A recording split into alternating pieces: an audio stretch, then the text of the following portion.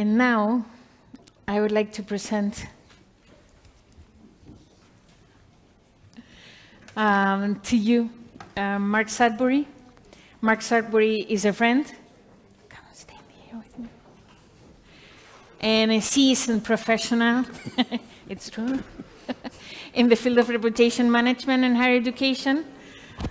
He's led communications and marketing activity at the University College London for more than 10 years, and he also played key roles in the networks of communications directors at the League of European Research Universities, LERU, and the Russell Group, and currently he is the head of World 100 Reputation Network and head of reputation in Times Higher Education. Mark, the floor is yours, and we have the topic here. Thank you very much. Buenas tardes, gracias a la Universidad de Navarra por organizar la conferencia y invitarme. Woo! That's it. So, thank you very much to the university. I just said that, I know, but I'll say it in English. This is actually the 5th time I've been to a Building University's Reputation Conference. 2 in Madrid, 2 in Navarra, and 1 in St. Petersburg. I always love this conference because it brings together a unique group of people. First of all, it brings together people from different parts of the world, so fantastic to have so many colleagues from the Spanish-speaking world that perhaps we don't engage with at some of our other conferences. Secondly, it brings together people from an academic background and practitioners working in universities. And I have always found that really, really important and useful in my world in order to understand 2 of the different dimensions. So today, I'm just going to be focusing on stakeholders. We've heard, I think almost everyone this morning has mentioned stakeholders, and that gratifies me because I think this is a pretty central part of reputation management these days. But I'm going to be talking about multiple perceptions because the one thing I want to put to you is that I think we ought to move away from the idea of having a reputation and to the idea of having multiple reputations. So I'm just going to talk about a little bit about the background. I'm going to talk about who are your stakeholders as a university. I'm going to talk about how do we go about categorizing our stakeholders because they can't all be equal in terms of how we engage with them. Then I'm going to talk a little bit about how I think stakeholder engagement fits into the broader reputation management theme and how we need to think about changing that. And I'm going to give you 2 examples of pieces of work that I'm involved with, which show how you can engage stakeholders, measure your reputation, and understand stakeholder perceptions in a different way. And then finally, just thinking about some implications for future strategies. And I'm sorry, I do have quite a few slides, so I'll try and get through them quickly so we have plenty of time for discussions. So just thinking about university reputation as a whole. So we sometimes use this phrase, the currency of global higher education, and there it is.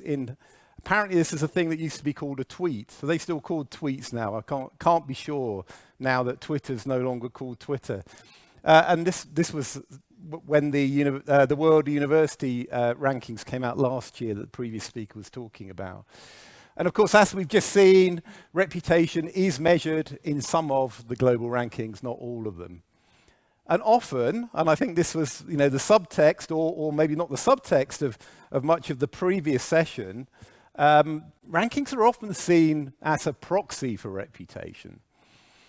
And I think from the inside of universities, where we talk about branding and we develop branding campaigns, and we'll be hearing more about those later today, one of the things about branding campaigns is they tend to try and present a unified vision of the university. So for me, all of this tends to point these days into the idea that as a university, you have one reputation, just like the one true ring. Do you know Lord of the Rings in the Spanish-speaking world? You do, yeah. But I don't know about that. I mean, first of all, as we've just heard, rankings, they provide a very simplistic and contested but easily understandable measure of reputation. Of course, I put this one on just so Paul could be at the top of the list there. That's right. it's also the case that, whatever we might think about rankings, some of our key audiences, our stakeholders, are increasingly aware of those ranking scores. So we just heard about prospective students, for example. Lots of other audiences are now highly aware of these rankings. And increasingly, within universities themselves, what I'm finding is that rankings are providing a seductive target for university strategy. And what I mean by that is that I don't know how many universities now say, we are going to be top something in the next 5 years. I mean, if you added up all the number of universities that were going to be in the top 100 in the next 10 years, it would have to be a very, very big top 100. It's just not going to happen. But it's very easy, I think, for universities to identify that one seductive target and to put it in their strategies. And I think for communicators like me, we're always looking for straightforward communications messages. We talked about this in the session earlier about trying to get our messages across. So often this idea of having this one reputation is very easy and seductive for us. But for me, it's complex. Universities are very complex.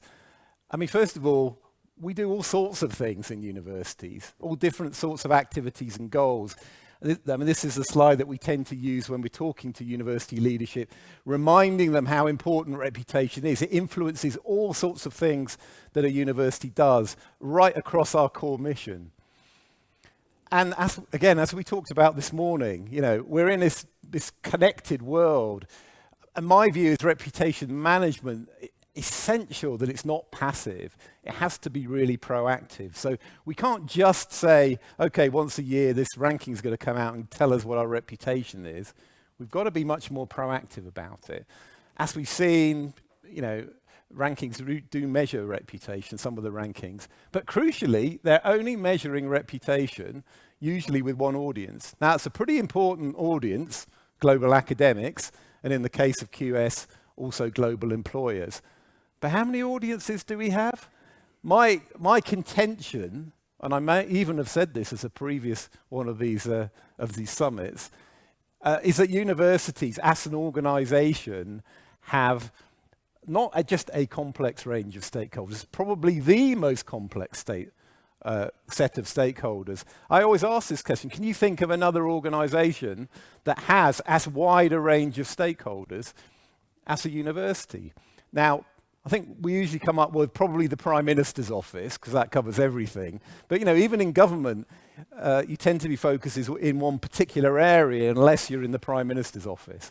So, if someone can tell me there is an organisation with a wider range of stakeholders, I'm going to change all my presentations going forward. So, this is from Santi. Some of you will be well aware of this already. This is a definition that Santiago came up with as part of his PhD study recently. This broader definition of reputation. And I love this definition of reputation. And I'm using this definition all the time now.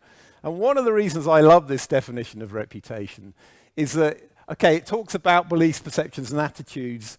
And we've heard a lot about that already. But it starts to link that immediately to stakeholders, and then things about expectations, and finally about things that the stakeholders are going to do. And that final sentence, these beliefs, perceptions, and attitudes, if favorable, result in stakeholders making decisions or supportive recommendations, is incredibly important for me because it brings to life reputation as something proactive, not just something that's up there on the screen.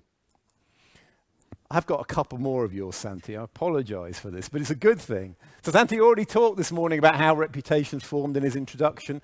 I think instead of the organization, you're using a different institution. So the institution, what we do internally, incredibly important. Then the stakeholders as the middle tier, and then finally the environment. And again, from Santi's work, perceptions activate attitudes and behaviors of our audience. Perceptions and attitudes are at the origins of trust. And in terms of how we engage with our stakeholders, I think that is incredibly important. So my contention thinking about how we engage with stakeholders an incredibly important part of how we develop our reputation, how we manage our reputation. But we've already said there's lots and lots of stakeholders, a uniquely wide range of stakeholders. I'm also just going to briefly highlight some of the other challenges that I've seen from my own perspective in terms of university stakeholder management. And you'll hear from Kirsty at UCL this afternoon. Many of these came from my experience of trying to manage stakeholder engagement when I was at UCL in the past. So one thing is, universities usually, often, are highly devolved structures. So you might have an idea of who your key stakeholders are at the center, but actually, as Paul was saying earlier, you've got all these other parts of the university, major schools, some of them the size of universities in their own right in many cases. And they're all going to have all of their own stakeholder relationships as well. So one of the things that means is that stakeholders, the people who we are seeking to engage with and influence, they often have multiple engagement points from an individual university. So I might be trying to get across a key message to a particularly important stakeholder, and then I would find that someone else in another school or a department was also talking to them about something else, and it wasn't a coherent message that was coming across to that stakeholder. And that can be a real challenge if we want to have that real clarity and we want to encourage stakeholders to engage with us. One of the other things that often happens is that our academic faculty, including some of you, often they might wear very different hats depending on who they're talking to. So, there might be a teacher, there might be a researcher working on something. They might, if they're a medical academic, there might be a doctor, a clinician. They may be part of a learned society.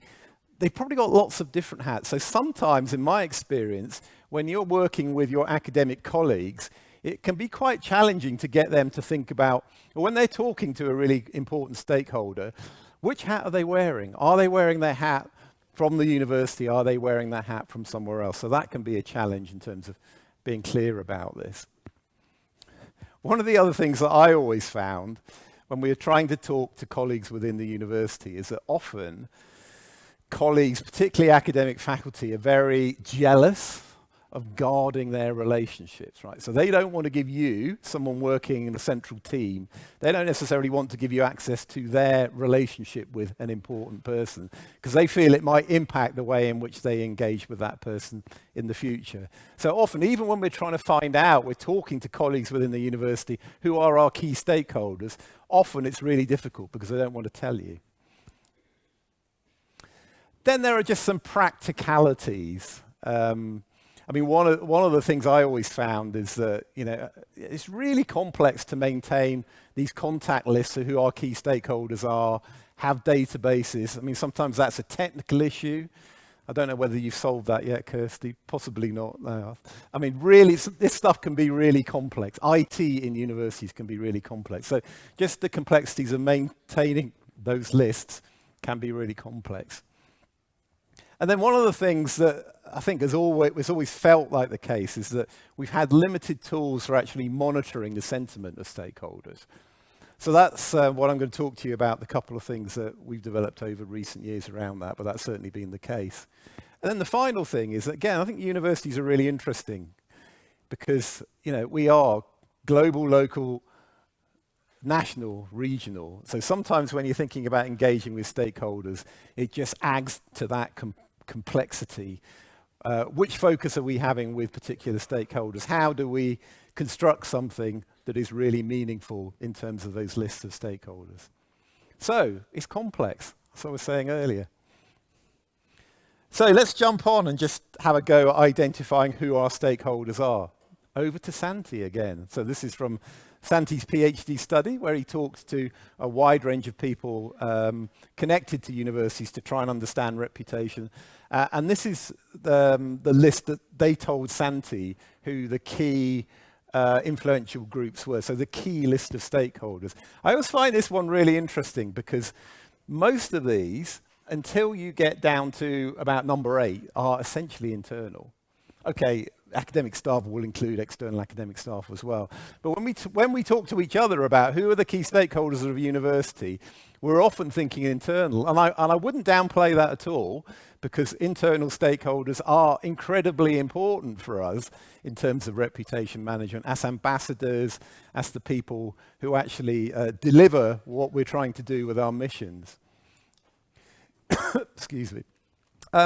Because I was coming to a conference that deals with academic issues, I looked at the literature as well. And this was something from a UK study in 2021, calibration of stakeholder influence in the UK higher education sector. And they've categorized stakeholders in quite a different way. So again, all the internal ones on the left-hand side, but just broken down by all the different categories. And then on the right-hand side, you'll look at a very, very different group of stakeholders. And for most of you, you won't recognize who many of these organizations are. For those of you from the UK, you will go, oh God, yes, them. Often these are regulatory bodies, sector bodies, those sorts of things. So they can be incredibly important. Well, then there's some really interesting ones on the right here as well. Student bed providers, the people who provide accommodation for universities. That can be incredibly important these days. So I do lots of projects with universities focusing on stakeholder engagement. So I've just come up with my groupings of key stakeholders just for you. So the first groupings are those focused around the student recruitment process. So in the UK, we have a market-driven market-driven process for student recruitment. So a lot of these people, not only the students themselves, are incredibly important for universities. Then there's all those bodies, the environment that Santi talks about, national government, local government, lots of those regulators and sector bodies that we saw in the last lot. Then there's the ones who essentially come up with the money, right? If we can't get the money from other sources, we need to be working with funders, primarily research funders. We need to be working with donors. And obviously, there's often a crossover between donors and alumni, business and employers for a whole variety of reasons, and then particularly local partners. And then the final group that I would focus on are international stakeholders. So there's global academics that are the focus for the rankings, but some of these others, so non-governmental organizations, global partners that we work with, and finally, the rankers as well. So that's not an exhaustive list. There's a much, much bigger list, and every individual university will have a list much, much longer than that. But that just gives you a sense of the breadth of university stakeholders. Now, I mentioned at the beginning, not all equal. So as a university, you've got that incredibly wide range of stakeholders.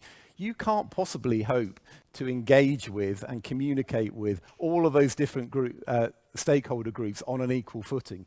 You don't have the resources to do that. You would have to have massive teams, and even then, that would be challenging. So I just wanted to share you a couple of ways in which organizations often try to categorize stakeholders. So this is a classic stakeholder matrix that's been around for years and years and is used not only in the university setting, but in the commercial world as well. So focusing on stakeholder influence and stakeholder interest, so how interested they might be in you. And so it's a good way, I think, of having a first go at plotting your different stakeholder groups, and essentially gives you the idea that, the ones in the top right hand, you need to be engaging with them all the time, and a different approach for the other groups of stakeholders. This is one that many of you may have seen from Stephen Covey, a very different approach, but with sort of similar themes, thinking about there's a group of stakeholders in your circle of control who you really, really need to focus around. There's a circle of influence, so stakeholders who are going to have some sort of influence on you, and then a wider group of circle of concern. So there's lots of literature out there about how you can go about identifying your stakeholders in those different areas. And then in my literature search, I hope you're impressed with my literature search. Yeah, I found this one, a relationship approach to higher education institution stakeholder management. This is a slightly different way of thinking about how you might categorize those different stakeholder groups, but based on these different ways of thinking about it. So legitimacy, power, urgency, and in some ways they're very similar to the first stakeholder grid, but a slightly different way of looking at things. And that will provide you with 7 different categories to allow you to decide which of the stakeholders that you really need to focus on at particular times. So, some ideas around who our stakeholders are, how do we go about identifying the ones that we really need to focus on.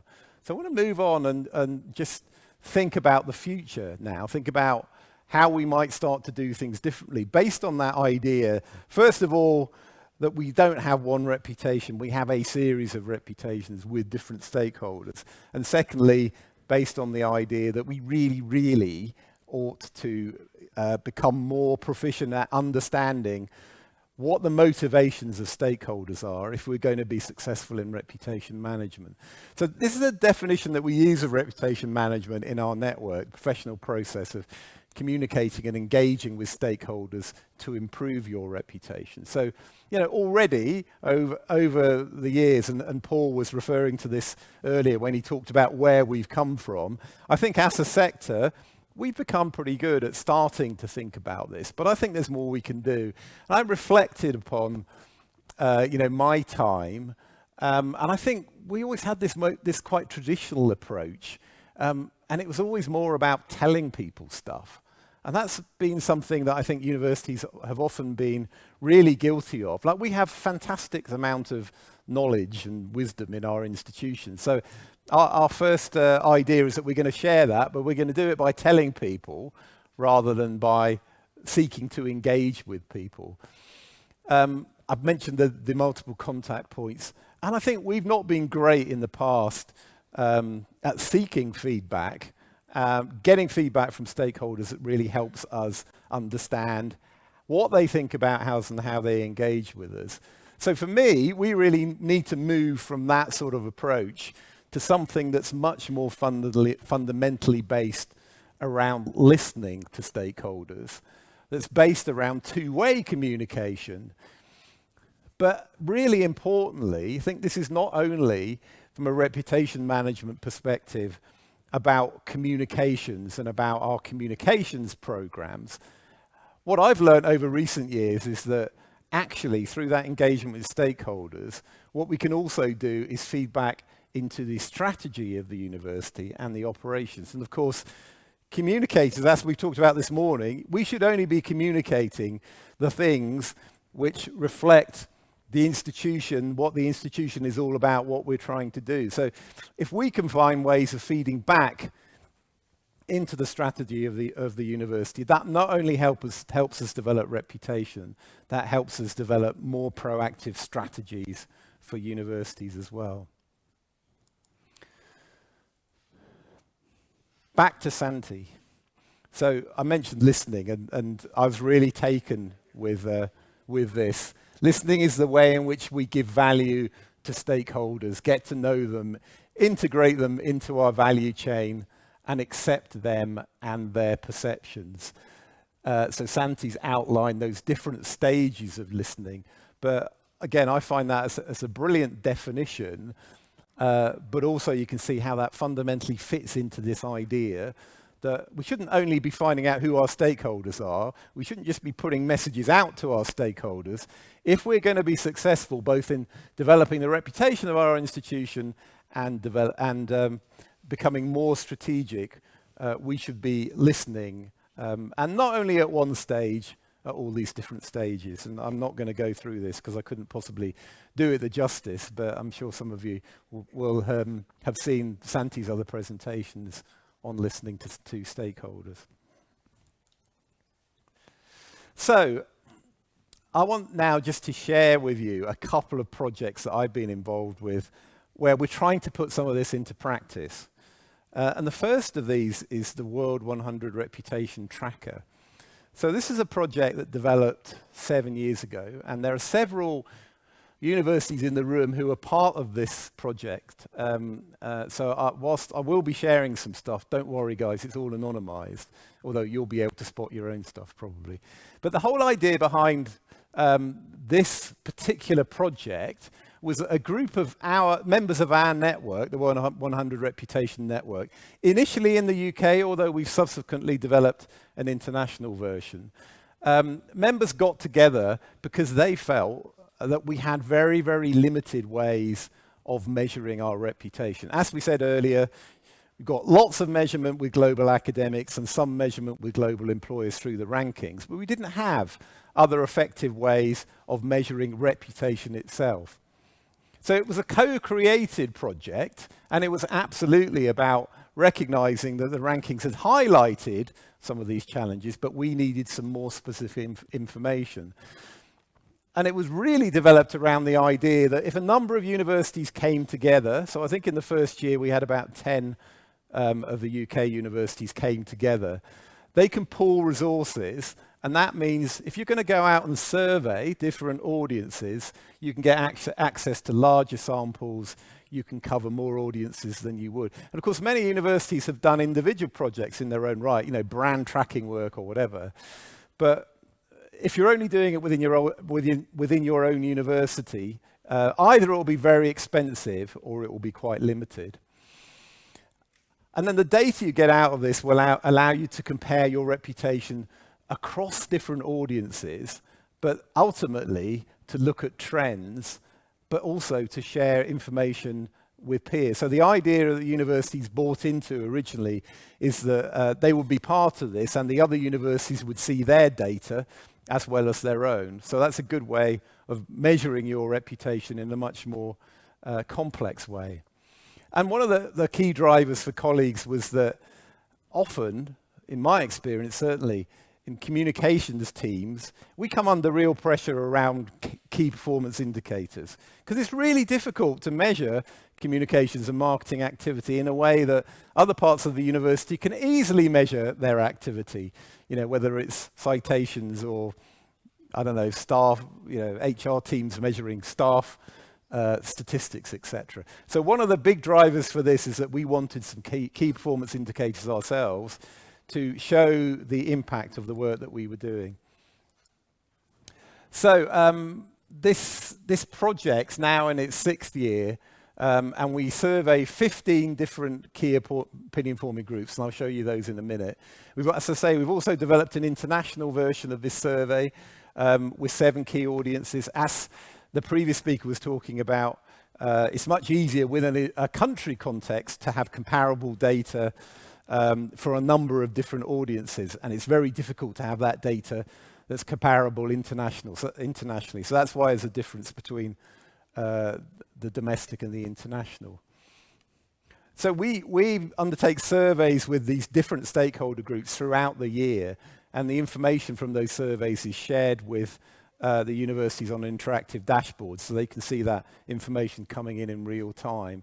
And at the end of the year, I'll come along to the university and share some of the data, and we'll be able to have a discussion about what the implications of that data is. And I think universities have found it really useful, first of all, to set a benchmark for their reputation with different audiences, and then to track performance over time. And I'll show you some data in a moment. So these are the audiences. So for the international audiences, prospective international students, international academics, international agents. We also do surveys with internal stakeholders, and I think this is incredibly important. We saw earlier that internal stakeholders are really at the top of the list of many of those stakeholder lists. But one of the interesting things here is that we're asking the same questions about reputation to these internal audiences as we are to the external audiences. So we're actually able to compare some of those internal views in the same way, which I think has been really useful for some of the universities involved. Either that or they'll tell me otherwise in a minute. These are the other audiences that we're looking at, and you'll see here we're starting to translate some of those wider groups of stakeholder lists into something practical. So for this project, we do surveys with 4 different student recruitment stakeholder audiences, but also a series of external stakeholders, including the general public, but also business employers, opinion formers, and UK academics as well. So it's 15 audiences in total. So I'm just going to share with you a little bit of data.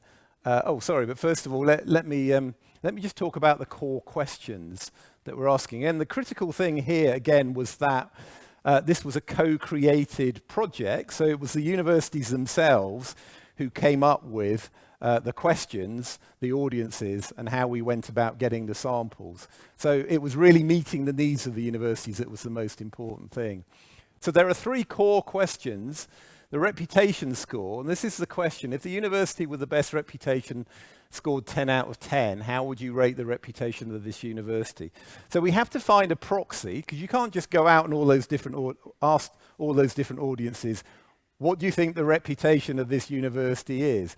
Because that's an incredibly difficult question to answer. So we developed this measure as a proxy, and what we found over 6 years is that all of these audiences are very well able to understand the meaning of that question and how you're able to answer that question. So it's a really good proxy measure for reputation.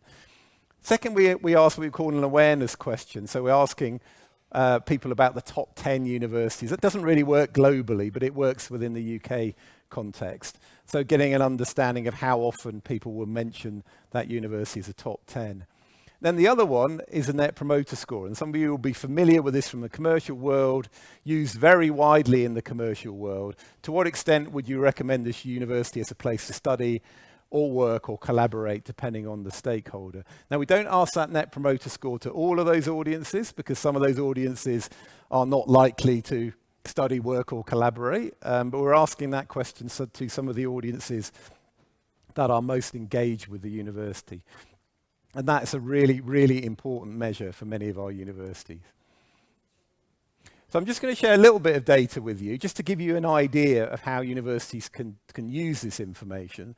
So this is just an example of that overall reputation score that we ask across all the different audiences. So for this particular university, you can see their reputation score out of 10 with the different audiences. So for this particular one, they're scoring particularly well with international agents, their own postgraduate students. Pretty similar results with most of those prospective student audiences. And they're doing least well with the general public, which is not too much of a surprise. But that gives the university a really, really useful benchmark in the first year against which they can compare their results in the future. Then for individual questions, this, for example, is the global reputation score with undergraduate prospective students. So for those global audiences, you can compare your results with a benchmark group of 50 universities, and you can filter those by continents, and you can look at some of your key competitors. So for, for individual audiences, we're asking some more specific questions. So this is just one example for prospective students. We're asking them the reasons for applying to the university. And this stuff can be really, really useful for student recruitment teams. So this university, the top reason people gave for applying to that university was its attractive location, or the city that it was based in. Often the course I wanted is what most people say. But there's other factors like safe environment, reputation of the university. But sometimes universities are looking for very, very specific things here. So the graduate employability one is something that might be really important to many universities. Something like quality of teaching, really important one as well. So this allows the universities to get some really detailed information out. I thought I'd just show you a little bit of trend data, just as an example. So universities can see the trends in their overall reputation score across a number of years. I just wanted to show you this one because this is for, postgraduate prospective students' reputation. You can see between 2022 and 2023, the scores plummeted for all of the universities. Anyone know why that might be? Marking boycott.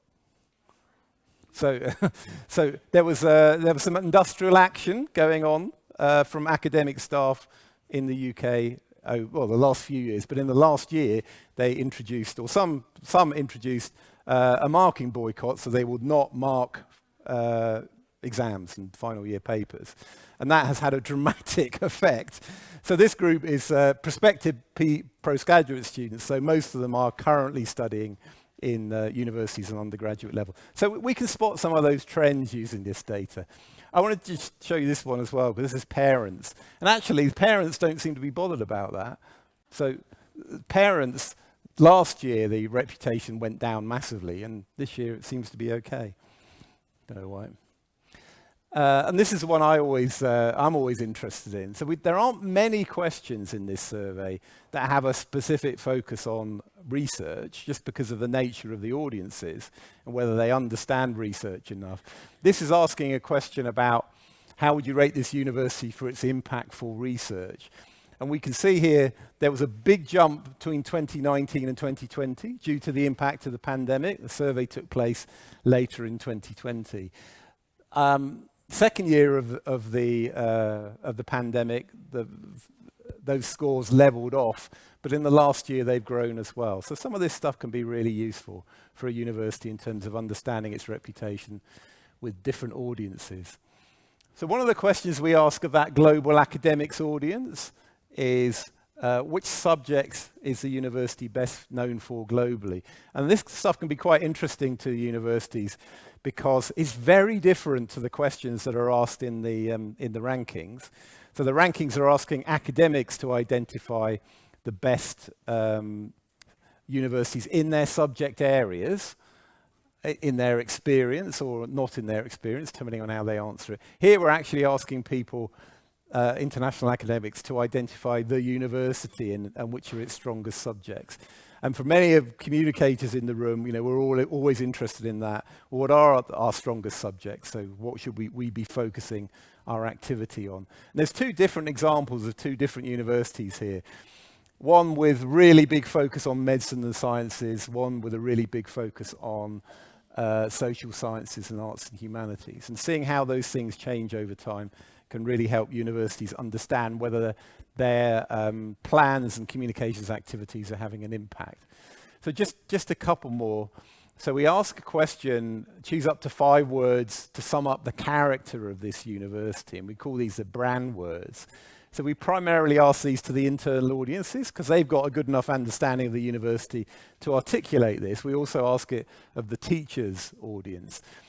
And you can see how some of those changes happen over time. So this university is really interested in diversity and inclusiveness. And those factors weren't coming up at all in 2019 and 2020, but they have been really focusing on that messaging with their internal audiences. And now you can see that they are coming up across the board. So a university is able to track whether they're having any impact, in this case with their internal audiences, around their messaging. I just wanted to show you one Net Promoter Score one. So this was the current students of universities. And you can see in 2020, which was obviously core COVID year, one of these universities, their Net Promoter Score absolutely dived. However, another university, their Net Promoter Score actually rose. So it reflected a sense of to that university that what they'd be doing to support their students in that year had really worked. Whereas this university, it hadn't worked in that way. But the great thing for this university is that they can now see that they've got through that challenge of COVID, and now their prospective students are really happy about their experience at the university. I'm not going to go into that one because it's very similar. So I thought I'd just share with you some of that data, the sorts of things that can be useful to you in a university and being able to talk about your reputation. So just a few quotes from some of our members in terms of how they're using the data. So the first one, we have a good baseline for moving forward. So the first year you do this, you get absolutely a series of benchmarks for your reputation. And you can also compare them with how well your competitors are doing. But then another university is talking about, originally when they started this, it sat alongside other activities, but gradually it's becoming integrated into our strategic planning, where we use some of the scores and benchmarks as KPIs. So several of the universities who are involved with this project are now using data from this particular tracker in order to have a clear idea of how they're developing their reputation, and they're putting it into their strategies. I always love this one. The data allows us to have difficult conversations with the senior team. So again, in my experience, often, if you haven't got data and you're having a conversation with a leadership team in a university, that can be a real problem. So actually being able to go into a senior team and say, well, you know, you thought our reputation was bad or maybe good with particular audience. Well, here's some data and we can have a discussion about it. And I think that was transformational for some universities. And then this final one is just talking about now being able to identify issues through the data and produce action plans. So it's all about getting into that more proactive way of managing your reputation. So just a few thoughts that we picked up from several years of doing this particular project. So as I've just said, having data is important. You know, it was really important, again, for this project that it was a co-creation, that it wasn't something that some consultants had come in to do, it wasn't something that a rankings organization had just invented off its own back. It was actually the universities themselves who were defining what was important, and that's important for credibility. And the other critical thing is that you get lots of data from a project like this, but actually you don't really always want to use it in isolation. There's loads of other data sources within a university. So using this specific data where we talk about reputation alongside lots of other information that you have, for example, around student recruitment or through staff surveys or whatever, that can be really important. And I'd say it's important to take the long view. So you can, when you've got a tracker and you can see something go down in a year, the tendency would be to say, oh, right, better do something about that. But actually, trackers are most useful looking at things across the piece. So don't jump to conclusions on the basis of 1 year unless you can really explain it, like that COVID one. So that's a tracker. It's really interesting. As I say, we do have an international version of it that we're just sort of kicking off now. So happy to talk to people further about that. The second thing I wanted to talk about are what we call stakeholder perceptions audits. So this is where we go in and talk in much more detail with individual stakeholders to try and really understand their perceptions of a university. Now, I've been involved with these projects for many years. When I was at UCL, we used to run one of these projects every 2 years to try and get a good understanding of stakeholder perceptions. And initially, the thinking was really around reputation. Latterly, it's moved on more to talk not just about your reputation and whether you're able to get your brand position across to people. Increasingly, what I found through doing these projects is that you get feedback from stakeholders. It's not only about perceptions, broader perceptions of the reputation of the institution. They actually start telling you some really complex stuff around that you can use for strategic planning. And then, you know, one of the other things that's been incredibly useful is that what I find is that when you go and talk to stakeholders, particularly one-on-one, wow, they like that. They really like the university coming to, sending someone to them to say, we really want to talk to you and get your views. I've had some really positive conversations on that front. So most of the projects I'm involved with, we have 3 elements. We might do internal surveys. We run something called the triple test, whether you ask internal people to identify 3 things about the university. That can be a really good way of focusing the mind. We'll often run bigger quantitative surveys, for example, with groups of alumni. But the really important ones, I think, are these qualitative interviews, where you get to talk to people one-on-one. And these are just typical topics that we might cover in one of these projects. So asking about overall reputation, but focusing on research, often local community impacts important, definitely international reputation, talking about teaching, brand positioning, and strategic priorities, but they can vary depending on the project. And this, again, it will be a typical group of stakeholders that we might talk to one of these projects. So, I guess it reflects those groups of stakeholders that we were talking about earlier. Some of them will be very particular to the university, and you try and make sure that you've got enough in one individual group in order to get some really useful data. And just in terms of the benefits you can get from these projects, I suppose the first one is about evaluation of your brand and whether you're getting your messages across to stakeholders. Definitely that enhanced stakeholder engagement process that I mentioned. This is the one that makes me laugh in terms of individual stakeholder opportunities. So I did a project with a very highly regarded UK university a couple of years ago. And one of the groups we were talking to were alumni and donors. And I found out after I'd had a brilliant conversation with this really nice, very rich person, that he'd made a six-figure gift to the university on the back of being invited to contribute to this particular project. So it's undoubtedly the case that stakeholders like to be asked. So yeah, being able to input to future strategy and direction is important as well. So that's just another example of the sorts of things that you can do to really try and understand things. I just wanted to finish off with a couple of things. So first of all, this is something that we use a lot when we're talking to universities about reputation. It's really trying to get across what Paul was talking about earlier, that relationship between reputation and strategy. So there's no point us trying to go off and tell stories about the university that don't reflect what the university as a whole is trying to do. But equally, building your reputation, feeding that back into your strategy helps you as an organization over time to get better, to do things better. But I suppose the key thing for me, what I'm arguing for now, is that that's always been the case perhaps, but actually putting stakeholders at the center of this is now becoming much more important. And the listening aspect that we talked about earlier, I think is crucial.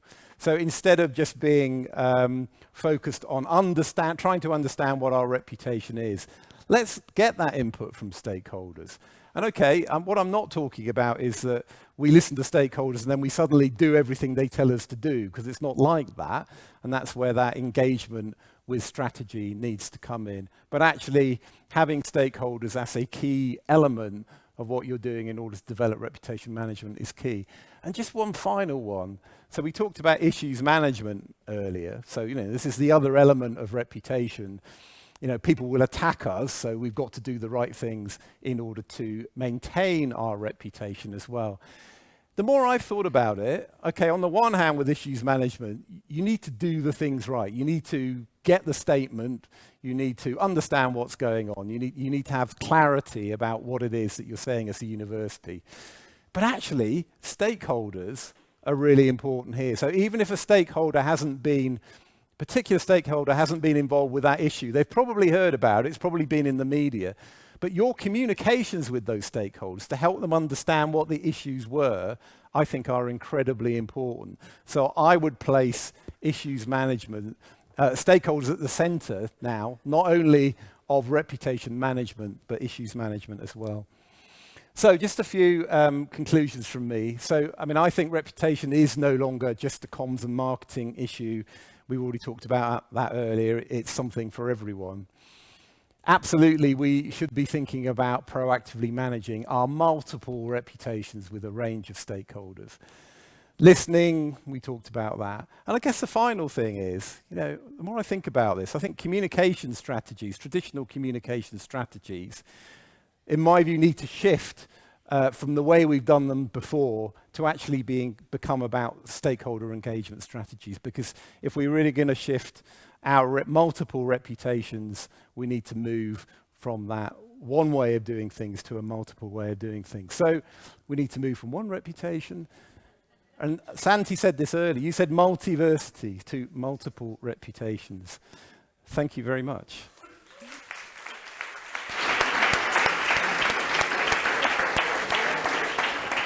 Thank you very much, Mark. Even more since you have come directly from Australia. So the effort is super valuable now. So we're going to have some 5 minutes, I think, for questions.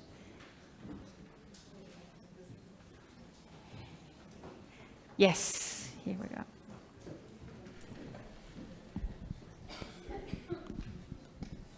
Thank you. Mark, thank you very much for your presentation. I'm totally agree with you. I know that the knowledge of the stakeholders is very important. And I have one question about methodology, right? Because we, in Peru, in my university, San Ignacio de Loyola, we applied design thinking right now to explore more deep the knowledge of stakeholders. What do you think about this type of methodology that we are applied right now? Design thinking in corporate communication, what do you think about? Well, I think the most important thing from the university perspective is to have a coherent view amongst a group of universities so you can come up with a methodology that works for you. I think what can be really problematic, I think, is trying to incorporate methodologies from elsewhere that perhaps don't always understand the nature of universities. So that's why I think with the project that we were talking about, we were so keen that it was co-created, that it wasn't lifting an idea or a methodology from somewhere else and taking it in. It was the universities themselves deciding what is going to work for them and what's going to be useful for them. The other thing I would say is that you also need to be agile. You need to look at what's working.